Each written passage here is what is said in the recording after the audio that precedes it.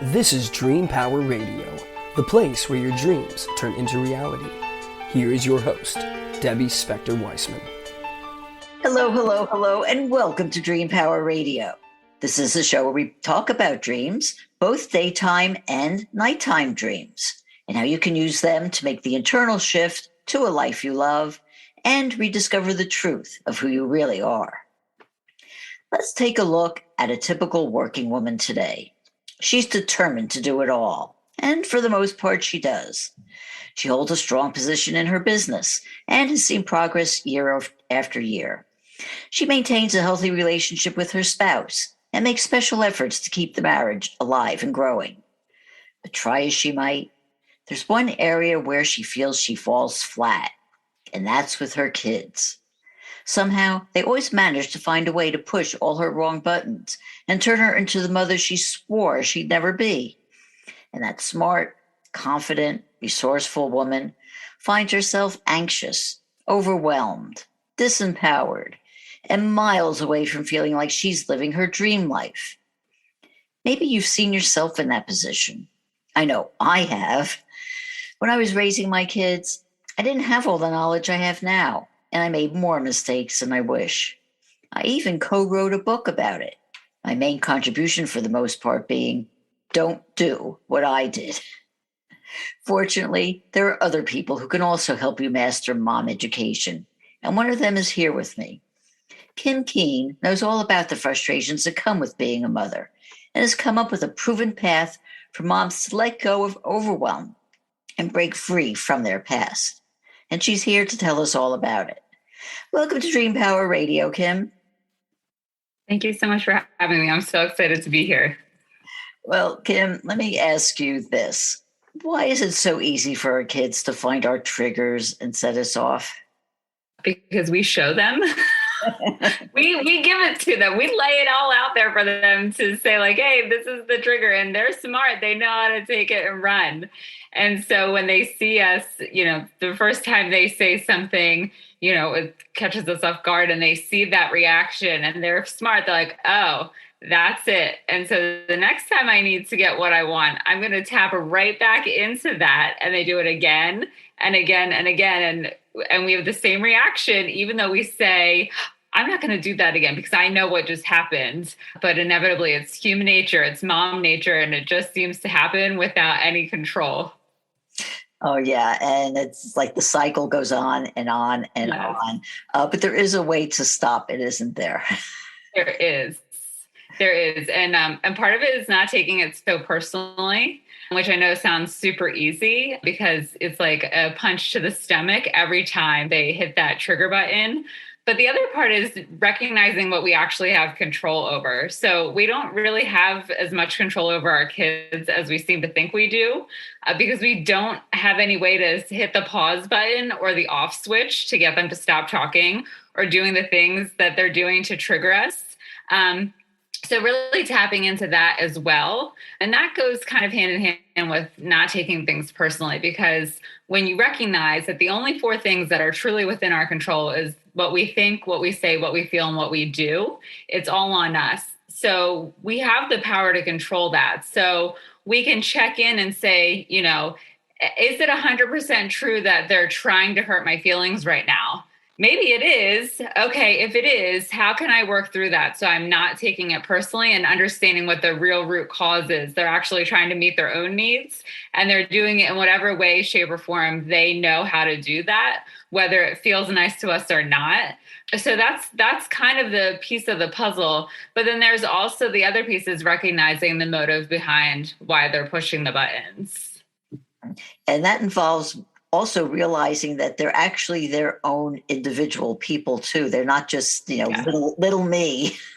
Yes. Yes. And I think that's hard because I know, especially for me, my older daughter, she looks just like me. She sounds just like me. The mannerisms are the same. And so much so that I was talking to the band teacher at school a couple weeks ago, and he's like, I didn't even need you to tell me whose mom you were. He was like, I immediately knew that you were Lily's mom. He was like, because you look like her, you sound like her, and you act like her. He was like, or maybe it's the other way around. And so when we have, as a mom, we carry our babies, we birth them, we bring them into this world. It feels like they are part of our being, but in fact, they're really their own being. And so having that awareness of that too also factors into it. Mm-hmm. Well, let's get back to something even maybe a little bit more basic than that. We are our own people, and we bring all of our past history to our children. And that also has an effect on how we treat them and how we react to them, doesn't it? Oh, absolutely. 100%. And so it wasn't until I started on my own healing journey that I had that awareness of the fact that I was carrying all of that stuff from my childhood, my teenage years, not only into motherhood, but into my marriage as well. And so it took the therapist to say there were very few things that came out of therapy that were positive. But one of the things that was she said, Kim, their story is not your story.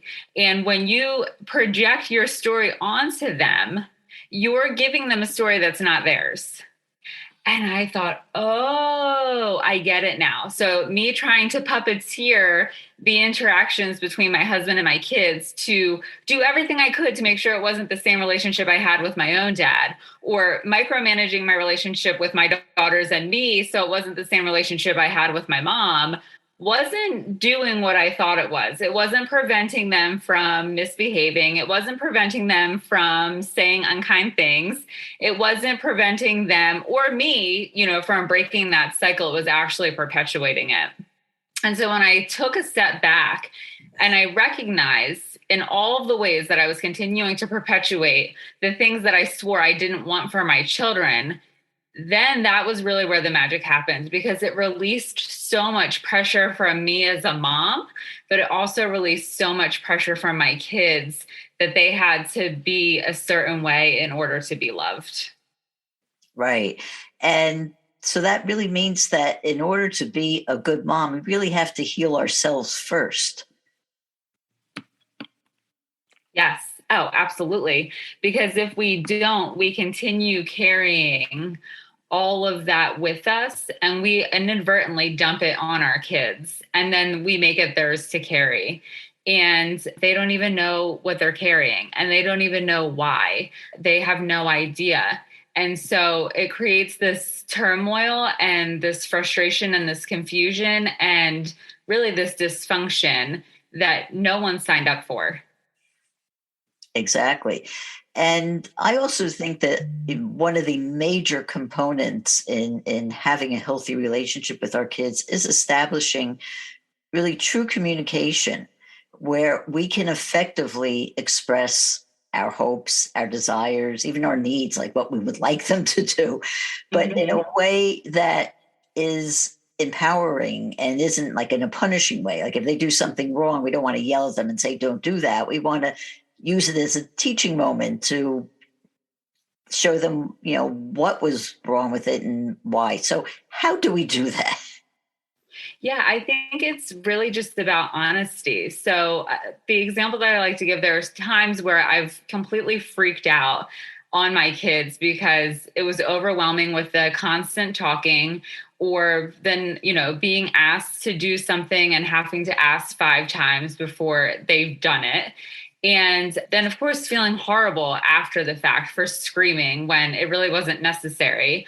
But just having the conversation, like, I'm so sorry I screamed, but I was really overwhelmed in the moment and it was too much to handle. And next time, instead of screaming, what I'm going to do is I'm going to take a little break and I'm going to go outside and get some fresh air and I'll come right back in and then we can try again.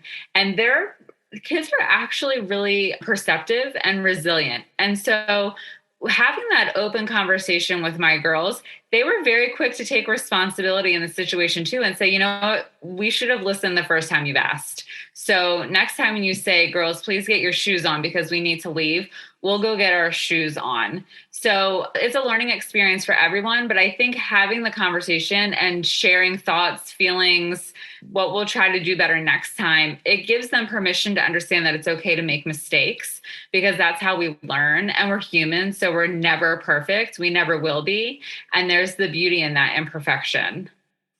Right. But we are humans. We are, Yeah. and we make mistakes. And like you said, we can be, in a bad mood and then just, yell at our kids because that's just the way that's the way it is. Mm-hmm. That immediate quick reaction. Yeah. So it's kind of like we really kind of have to give ourselves timeouts to prevent that, don't we? Yes, absolutely. And it shows them too how to do it. So that was the one thing that I really wanted and really took to heart was that I was actually modeling for my girls how to navigate life. And so that at some level gave me the sense of permission that I didn't have to be perfect for them. I didn't have to convince them that I had life all figured out because let's be real, I didn't, and I still don't. I'm learning. Life is a journey. And so I wanted them to understand that it is a journey. You're always figuring things out. And if you go through life afraid to figure them out, or if you convince yourself that you know everything, you're going to miss out on a lot in life and you're probably going to be unhappy. So I really wanted to be that role model for them that shows them it's okay not to have it all figured out. When things are overwhelming or frustrating or not going quite the way that you wanted them to, it's okay. And here's some things that you can do to work through that.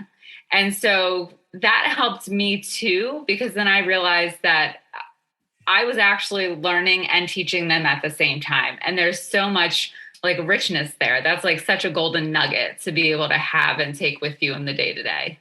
Yeah, it's nice when it can be like almost a partnership in a sense. Yes. You're learning and teaching and they're learning and teaching you back. Yes. Yes. And I tell my girls all the time and my husband, like, we're a team. We have to work together. We're not always going to agree. We're not always going to see eye to eye. And that's just like a team that plays a sport. They're not always perfectly in sync with one another. There are disagreements. There are things that don't always go right. There are wins and there are losses.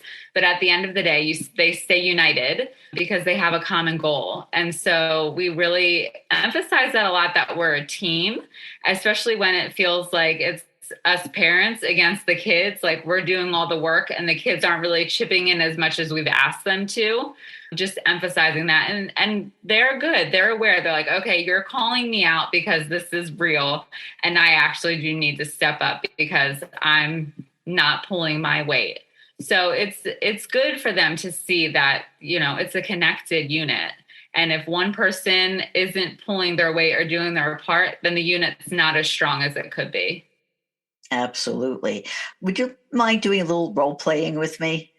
Sure. Okay, because this is actually an issue that my husband and I had with our son from a very early age. And that was a simple thing, cleaning up his room. We'd say, would you please clean up your room? Nothing would happen. We'd like you to clean up your room. Nothing would happen. And to the point where the only way it happened was when we yelled.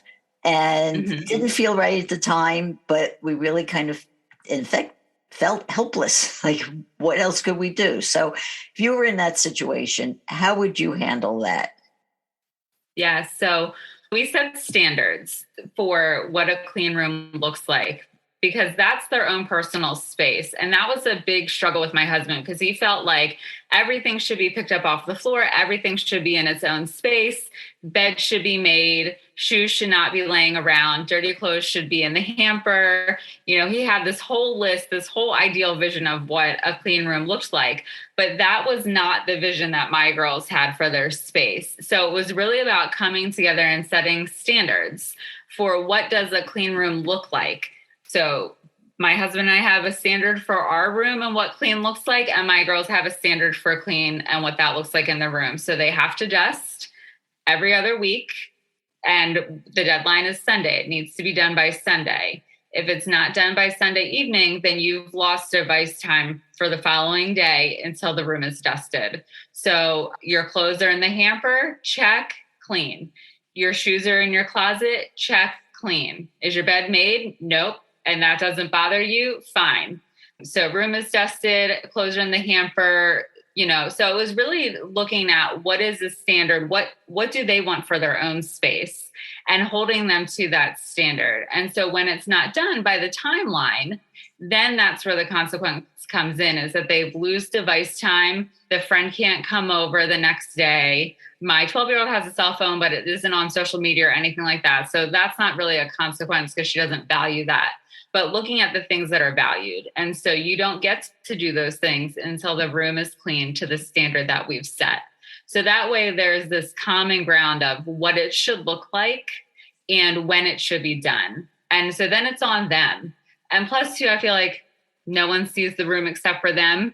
So if you want to live in a pig pen, have at it. And usually my girls, when it gets beyond their standard, they'll actually take the initiative and clean it up themselves without us having to say, girls, it's out of control, because they get uncomfortable in their own mess sometimes.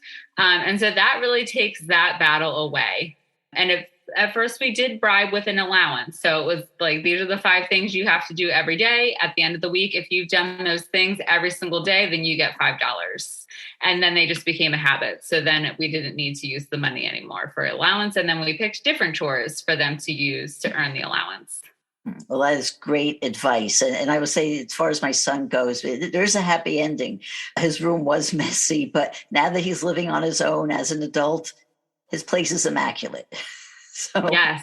These things can happen. But on this note, we're going to take a short break here. We are speaking all about parenting with Kim Keane, and we'll be right back. If you're not pleased with the trajectory of your life, the time to begin your own personal transformation is now, and your dreams can help pave the way. How? By tapping into your unvoiced confidence. What is unvoiced confidence, you say? It's the acceptance of your abilities and qualities.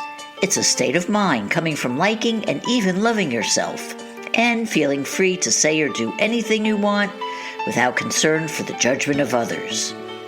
You were born confident, but may have had it chipped away little by little by the negative self-beliefs you've picked up over the years. If you're looking for the heightened energy, clarity of thought, and the feeling of being more alive that comes from self-confidence, you can rediscover it by paying attention to your dreams. Need some help doing this? Go to my website, thedreamcoach.net, and sign up for my complimentary dream discovery session. I can help show you how your dreams can help you return to the confident person you were always meant to be. Again, go to thedreamcoach.net, thedreamcoach.net. Welcome back to Dream Power Radio with your host, Debbie Spector-Weissman. Yes, welcome back to Dream Power Radio. I'm your host, Debbie Spector-Weissman, and we're talking about parenting with Kim Keane. Well, Kim, I understand that there's a commonly held belief about teen and tween behavior problems that you passionately disagree with. So what is that? Yes, that they're bad and rebellious, or they're just those kids. Like they're the black sheep, so to speak. So you don't maintain it like somebody's born a bad seed, for instance. No.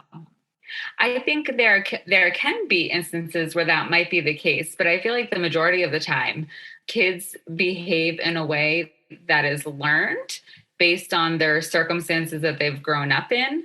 And so it's that kind of like the nature versus nurture theory. I think that actually has a lot to do with the way that children behave. And I've seen that as a classroom teacher. I taught elementary school for 6 years. And I could tell children who had it a little bit rough at home, their behavior was a little bit more chaotic in the classroom versus the children who had a home life that was a tad more stable. Those children behave differently. But I also know that my own experience, when I was a teenager, I was in an abusive relationship for 5.5 years with my high school boyfriend. And I refused to stop seeing him when my parents confronted me and said, you can't see him anymore. And at the ripe age of 16, I said, I'm an adult and you can't tell me what to do. And so, of course, at that time, I was labeled, oh, you're rebellious, you're bad, you're that teen. But really, now as an adult looking back on it, I realize now that I was in that relationship because I was looking to get my needs met in a way that they weren't being met at home. So I was sort of looking for love in all the wrong ways. And so that's where that behavior stemmed from. And that's why I don't necessarily think that, like it's completely true that kids, teens and tweens are bad. They're acting in a way that they're trying to get their needs met. And it's in a way that serves them in that moment, even though it can violate their values and doesn't necessarily serve them the way that they're hoping it does. So is there something that your parents could have said to you when you were that teen that would have made you act differently? I don't think so, because my parents didn't understand the reason that I was in that relationship, and I didn't either. So, and ironically, when my parents confronted me 6 months into that relationship, I didn't want to be in the relationship anymore, but I didn't know how to end it. So my parents were going to just said, you can't see him anymore. And so it was theoretically really quite simple. Like, okay, the relationship is over. But what they didn't understand was that they couldn't stop us from being together during the school day. So I couldn't escape him. So I could say to him, hey, my parents said we have to break up, but I knew that he wasn't going to let me go that easily, because there was already manipulation and control and verbal and mental abuse taking place at this point in time. So I was aware that it wasn't going to end like that. It just wasn't. And so I think it needed to be prevented long before then.